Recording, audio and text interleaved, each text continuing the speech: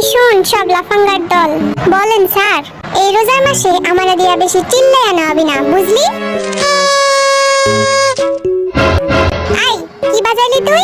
কই কিছু না স্যার। আচ্ছা পড়াশোনায় ফিরে আসা যাক তাহলে। জিমিনা আমার ধৈর্যের পরীক্ষা নিস না। চুপ কর সব নালায়েক লাফাঙ্গার দল, এইবার কিন্তু এইটা দিয়ে পিটামু।